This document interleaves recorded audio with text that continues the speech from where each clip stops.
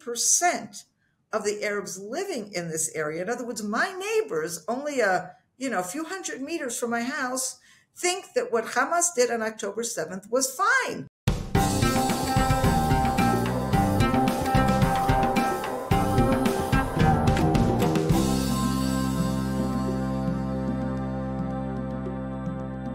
Well, welcome back to the Keeping It Israel podcast. And my name is Jeff. I'm your host. And today, as we continue our Battle for Truth series, we have a returning guest and friend of First Century Foundations, Sandra Oster-Barris. She is the founder and international president of CFOIC Heartland, an Orthodox Jew born and raised in the U.S. She and her husband moved to Israel in 1984. And shortly thereafter, she became an active spokesperson for the communities of Judea and Samaria. In 1998, Sandra founded CFOIC Heartland, a Christian organization which focuses exclusively on the communities in the heartland of biblical Israel. CFOIC Heartland raises funds for these communities. They're the primary resource for connecting Christians from all over the world to the people of biblical Israel. And in September 2023, Sandra retired as director of CFOIC Israel and assumed the position of international president. She and her husband, Edward, raised 5 children in Karnei Shomron, where they still reside today. And in her spare time, Barris enjoys spending time with her grandchildren and studies and teaches Bible, her greatest passion. Sandra's also been a guest on our television show a number of times. And so, Sandra, welcome back. It's great to have you on the podcast. Oh, it's a pleasure to be here. Well, for the audience who maybe don't know you and are meeting you for the first time, remind us where you live in Israel and why this is so meaningful. Well, I live in Karnei Shomron, which is in a region of Israel called Samaria, which for those people who may be familiar with the Bible, this was the central area of the Northern Kingdom back in the Book of Kings. All that to say that for us, it's the geographical as well as biblical and spiritual center of Israel. And when I first moved to Israel back in 1984, my husband and I both wanted very much to settle in this area because it had the most meaning for us. It's an area that was not as well developed as other areas. It was a bit controversial. But at the same time, for us, it was all about coming home. We had come home to our own homeland. Yeah. And this part of your homeland is so significant. Why? Well, it's significant for a lot of reasons.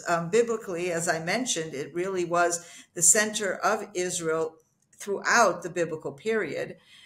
It is also extremely important strategically. We are on the mountain range that overlooks the coastal plain of Israel. And the coastal plain is where, something like 70% of Israel's population is concentrated. Anybody who holds on to the mountain range where we are on will have easy time controlling the coastal plain. So when we're here, everything is good, but we are surrounded by Palestinian Arabs who would like nothing more than to destroy all of Israel. So if they were to secure where I am, they would very quickly be able to destroy Israel because of the strategic advantage. And that's probably the most important issue when we're talking about current events and current politics and history, etc. Right. And also, I do love that biblical connection. 15 minutes from your place, we went and stood on the mountains and looked out at so many significant sites like Shechem and Gerizim and the Oaks of Mamre. It's amazing to be able to be there and make those connections scripturally as well. Absolutely. Absolutely. Look, the valley down below, right below my home, is the Kana River Valley, which is mentioned in the book of Joshua as the border between the tribes of Ephraim and Manasseh. So I am in the southernmost point of Manasseh, and if I just look across that river valley to the hill across, that's already Ephraim. And so it's clear to me that my ancestors, shepherded their sheeps and walked in that valley and lived up on these hills. And in fact, in my own community, we recently discovered the remains of quite a nice town, a Jewish town Oh, that is from the times of the tribe of Manasseh. And they found homes, and they found like a big gathering space. And it's amazing, to know that literally, when I said before we're coming home, we're not the first people here. 2,800 years ago, our ancestors lived here, and we're really just renewing the Jewish presence in this area. yeah, yeah. Great. Well, listen, we're focusing. I think I mentioned before we came on, we're focusing on truth today. We want to sort of hone in on all of those elements of truth, even that we've been discussing just now, that sort of cement a Jewish presence in the land of Israel. But before we get into that, just personally, how are you and your family doing in this current conflict and following the events of October 7th? How has this affected your family and your community? Well, it has been very difficult, especially at the beginning. It's amazing what human beings can adjust to. Hmm. And so we've kind of adjusted to a very bad situation, even though I have to say that every single day we watch the news and we just wring our hands and say, what next? Every day we learn about some other government or some other foreign politician saying terrible things about Israel. And it's insane, the rise in anti-Semitism. And these are things that we take very, very personally, because it's not just this theory, oh, anti-Semitism, it's people hating me because of who I am. And so Hmm. that's deeply disturbing. And of course, we're fighting a war. And that means that our children, our everybody, all our neighbors, their children or their grandchildren have been drafted.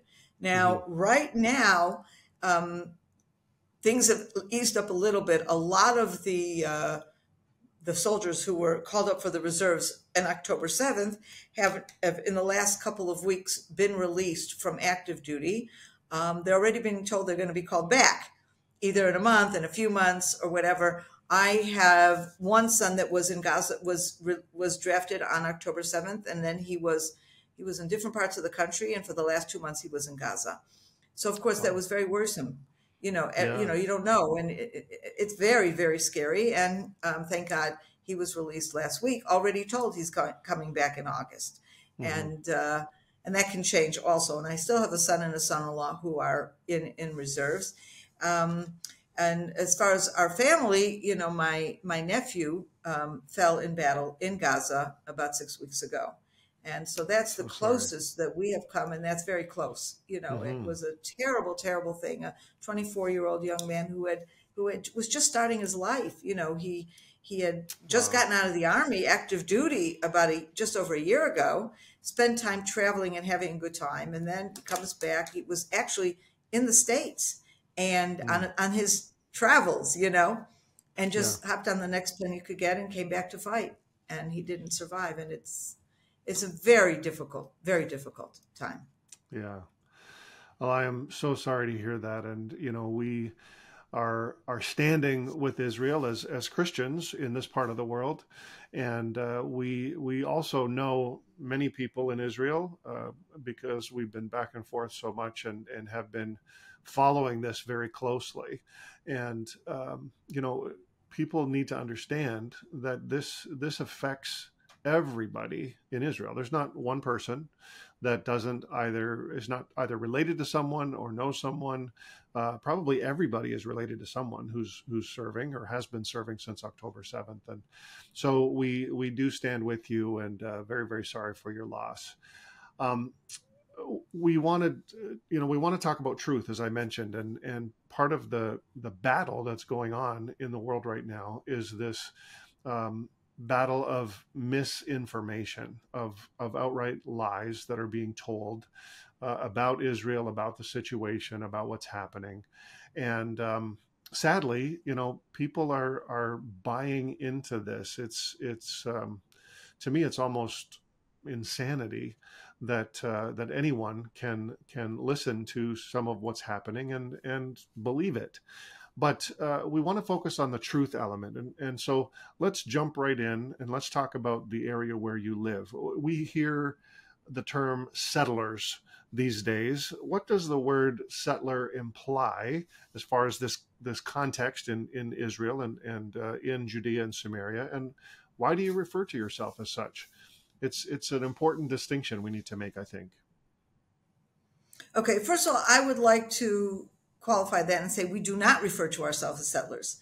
The people who refer to us as settlers are the people who are trying to denigrate what we are doing.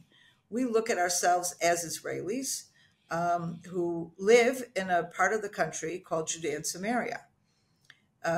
What is going on when people call us settlers? First of all, they're referring to Jews who live in a part of Israel that is referred to as the West Bank. Now, the West Bank is an area, literally, if you look at a map, it's the center of Israel. Mm-hmm. And it refers to an area that was illegally occupied by Jordan between 1948, when Israel became a state, and 1967. It was occupied by Jordan because Jordan illegally and with absolutely no justification attacked Israel, literally on the day Israel became a state. In order and joining as it did with its other Arab allies at the time, whose declared intention was to prevent Israel from coming into existence. And thank God they were not successful at that with that goal, but they were successful in occupying a part of biblical Israel, in fact, the central part, which also included the old city of Jerusalem at the time. Now, as much as we would have said then, and we did say that it's not fair, and, this area includes Hebron and Shechem and Bethel and so many places that anyone who is familiar with the Bible will recognize right away as being very critical to biblical Israel. But Israel would never have started a war in order to regain those areas. But what happened was in 1967, again, we were attacked on all sides. And as a result, when Jordan attacked us from this area, we immediately countered that, and in an amazing 6 days, liberated all of Judea and Samaria, the so-called West Bank. But we refer to it as Judea and Samaria because those are the original biblical and historical names for this area. And unfortunately, the international community does not recognize Israel's right to this area, even though, and I'm not going to bore audiences with going through all of this, but trust me, historically, biblically, legally, okay, all of these reasons justify Israel's claim to Judea and Samaria.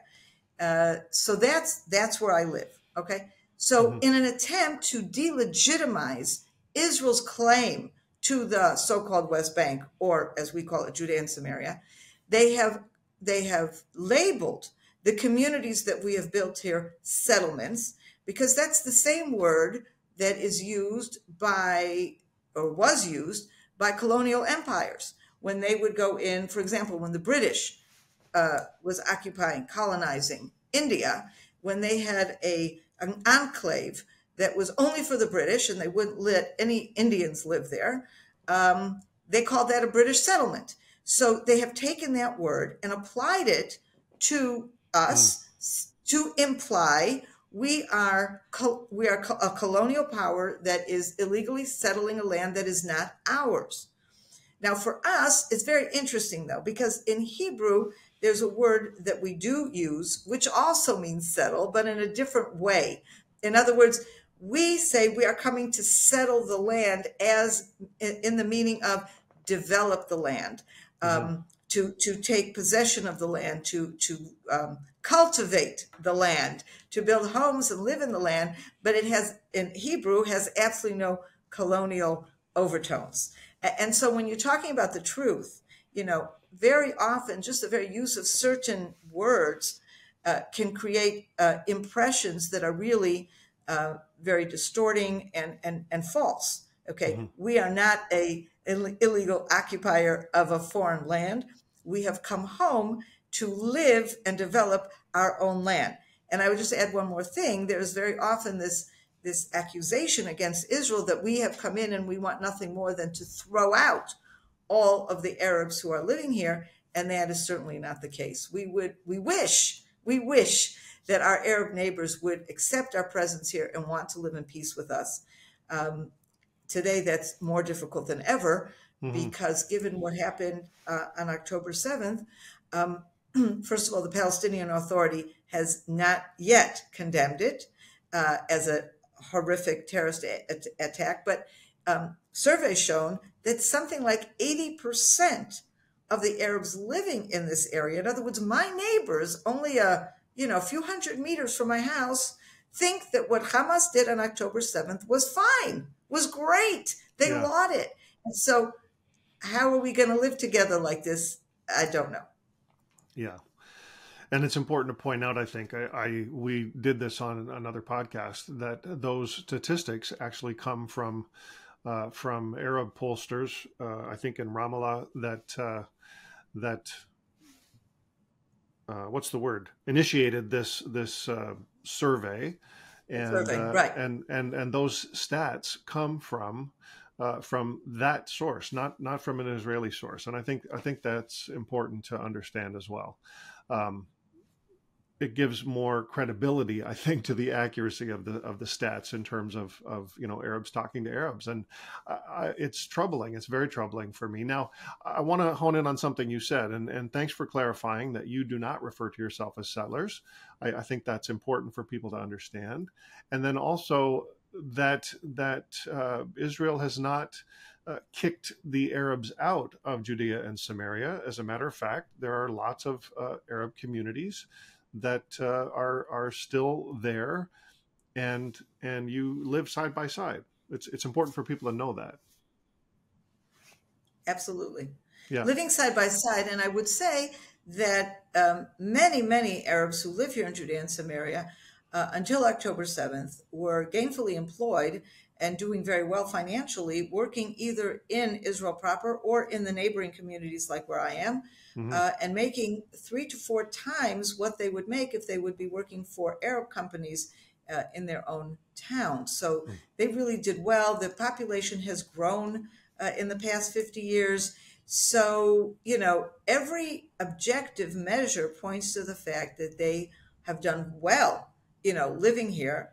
On the Yeah. contrary, we're not kicking them out, but we're encouraging economic development.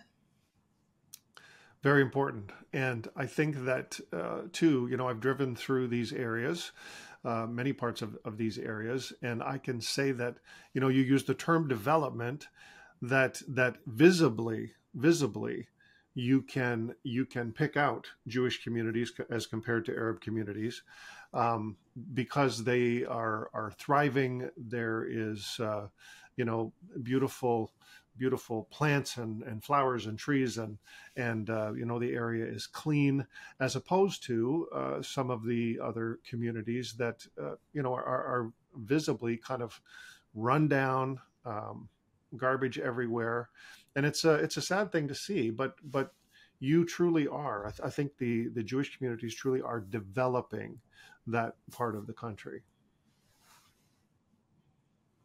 Absolutely. I would tell you something that's interesting. This is from a few years ago already, but a friend of mine told me, a friend of mine who is a plumber, and he does a lot of work on construction sites, building homes or apartments or whatever.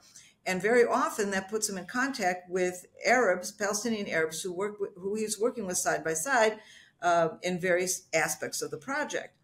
He told me once he was working with somebody here in my own community on some house that they were building, and the Arab who lives near here in one of the Arab towns nearby, he points out at the playground that is right near here, a park and a playground, like you said, bushes, trees, flowers, playground equipment for the children, benches, shade, everything very nicely developed. He pointed that and he said, "You should count your blessings."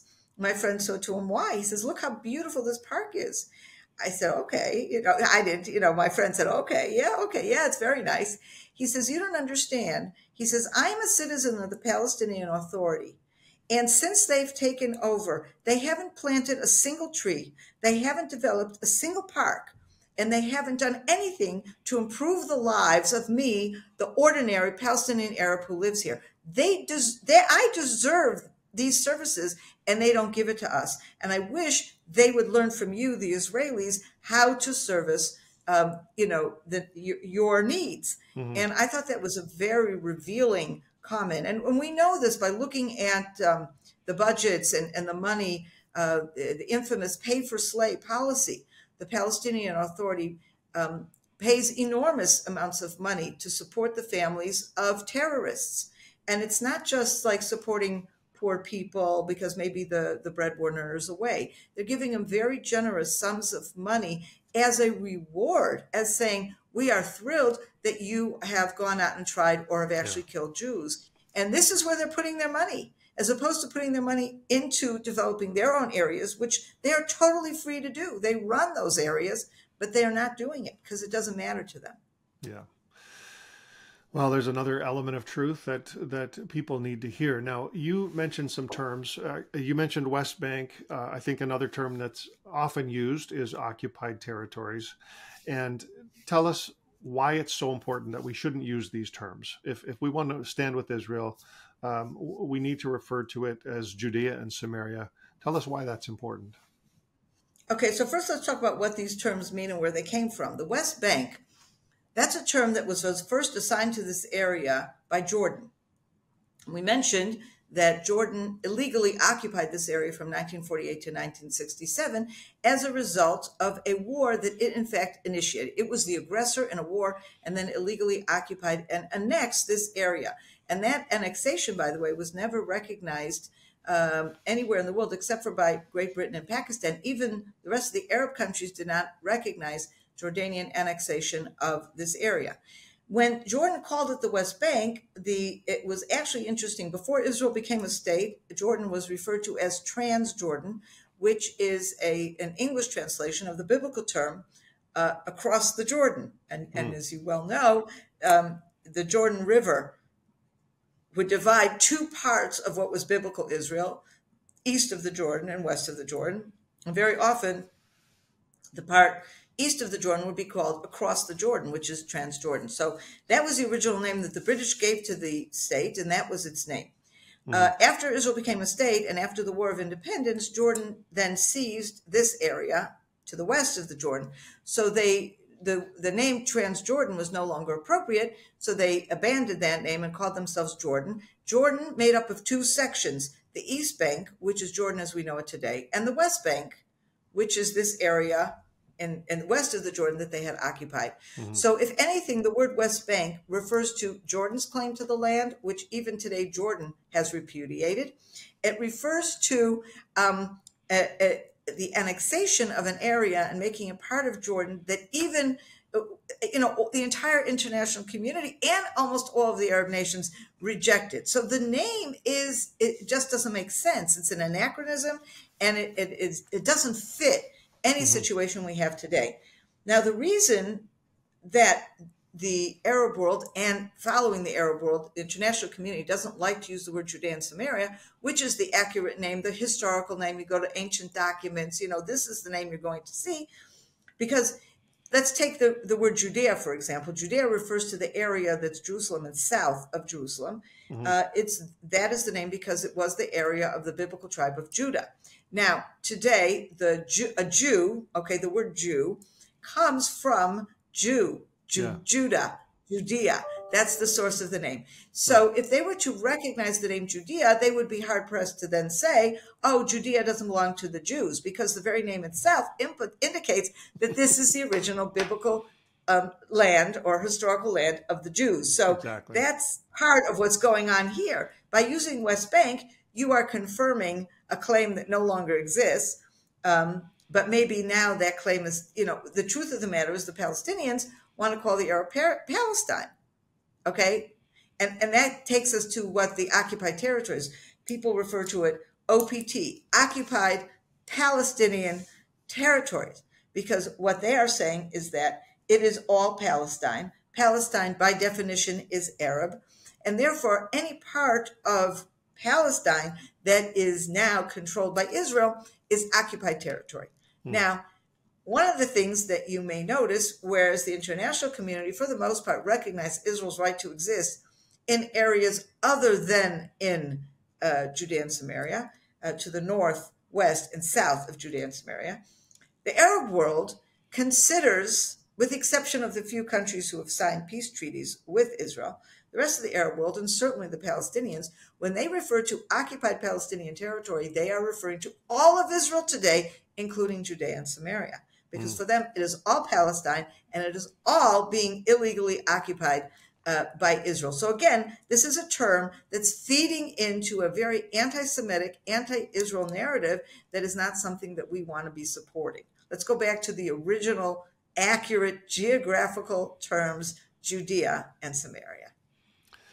Great clarification. And you know what, even I, in the early days of my connecting with Israel and back and forth, I used to use that term West Bank, and it was important for me to learn and understand why, that we shouldn't use those terms. And I love the fact that you actually mentioned that Jordan itself has repudiated any claim that they have to that area. So why should it be called that anymore if that's where the term came from?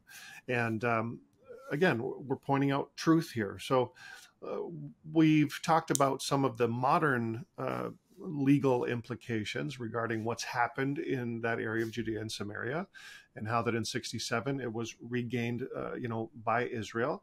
And let's talk about the ancient times. What locations did ancient Israel, characters in ancient Israel, purchase in the Promised Land according to the Bible? I think there's a couple that we can point out here. Right. Actually, there are three key places that the Bible mentions that were actually purchased. The first being in Hebron, and this is before the Jews were in the land as a people, but we all know the forefathers were the founding fathers, so to speak, of our nation, and it wasn't something we created, it was something God created. It was God who called Abraham and said to him, I will give this land to your children, in Genesis 12.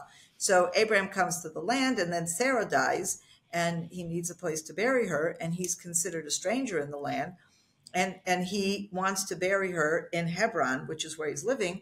And it's very interesting because there, the Hittites, who were in control of Hebron at the time, said, oh no, we don't have to sell you something, just bury her in one of our plots.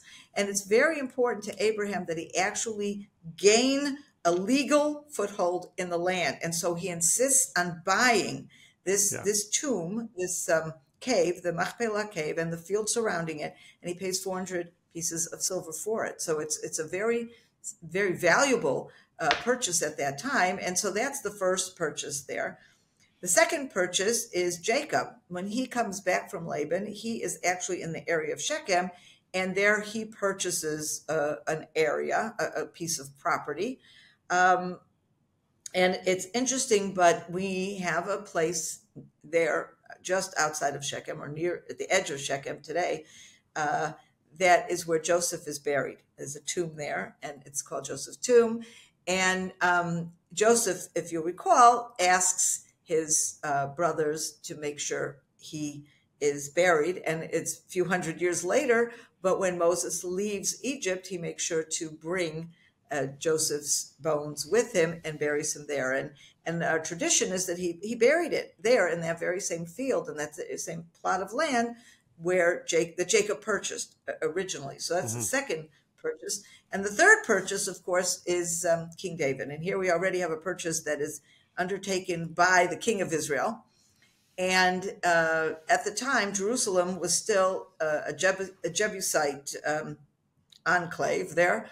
And there's a threshing floor that belongs to Aravna, the Jebusite, and he buys it from him. And that becomes the Temple Mount.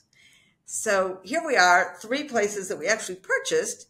I always find it ironic because it is those three places, if you think about it, Jerusalem, Temple Mount, which represents Jerusalem, the area near Shechem, which represents Samaria, and Hebron, which represents Judea. Those are the three places most in controversy today that most people are trying to deny Jewish claim to them, Judea, Samaria, and Jerusalem. Yeah. And it's laughable, actually, that people would say that the Jews have no claim to them when we talk about this ancient recorded history. I mean, we have the Bible, and the Bible has endured, this written word for thousands of years. And so I find it almost humorous, even more so than ironic, although it's ironic as well.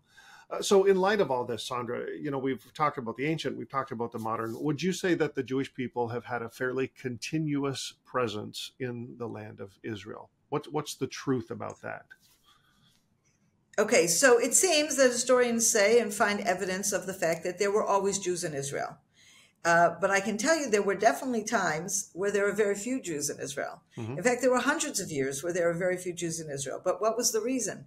Because they were driven out of the land, or they were persecuted and murdered in the land by empires. If you're talking about now occupied territory, okay, the Romans occupied the area, the Byzantines occupied the area, the Arabs, the Muslim conquest occupied the area.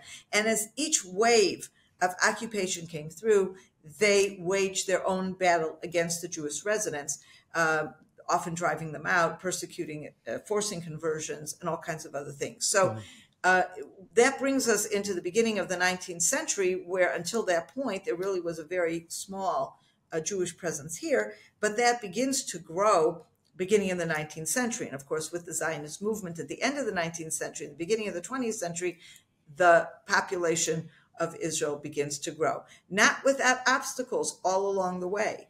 The Turks did not want, the Ottoman Empire did not want to accept too many Jews in the land. The British, even though we're given a mandate to create a Jewish homeland, after a very short time, put a stop to Jewish immigration. And unfortunately, 6 million Jews were murdered in Europe because they were not able to come in to Israel at that time. But thank God, since the state of Israel has been established, people are welcomed and come in, and a Jew is always free to come into Israel and become an immediate citizen because it is a Jewish homeland.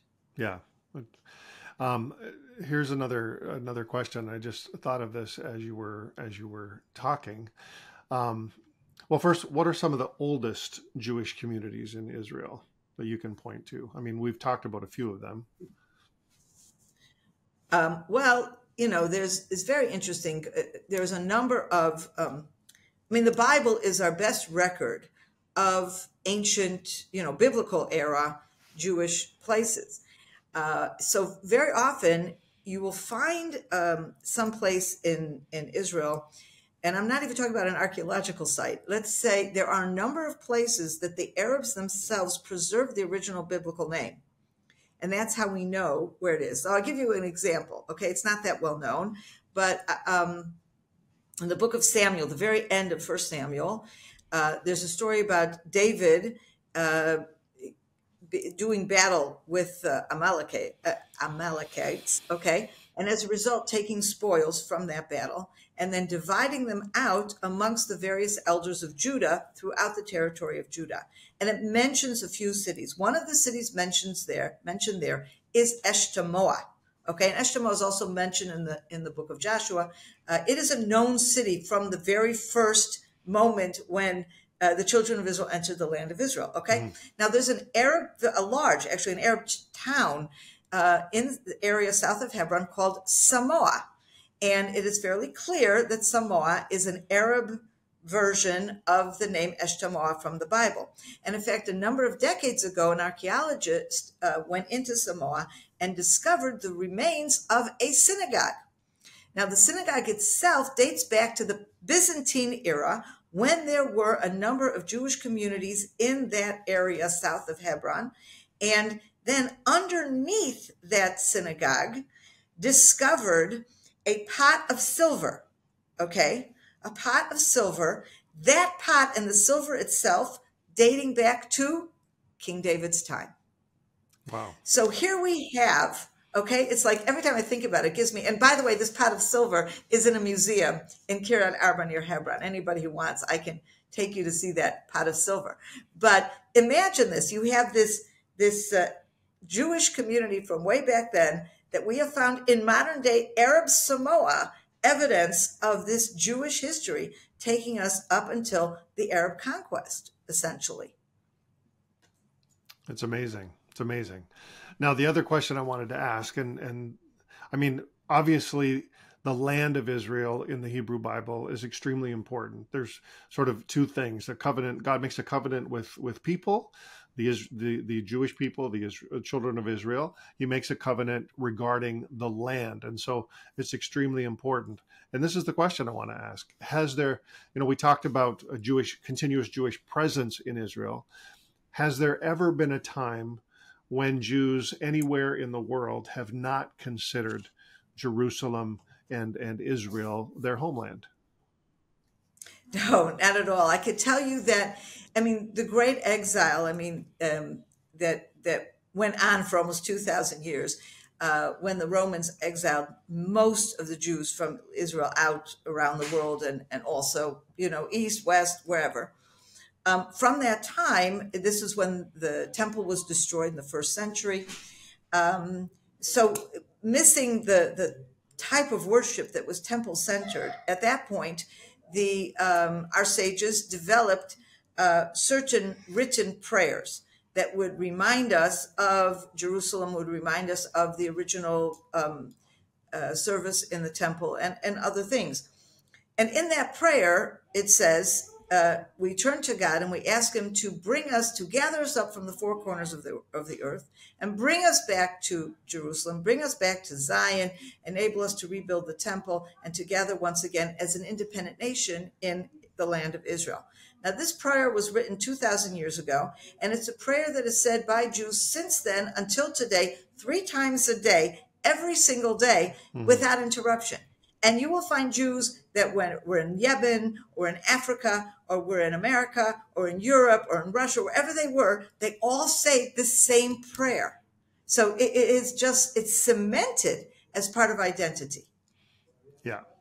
And I think that's the sort of the truth I wanted to get at, that for thousands of years, Jews everywhere, wherever they have found themselves in the world, have longed to return to Israel, to Jerusalem, to Zion, and as you mentioned, have said the prayer daily.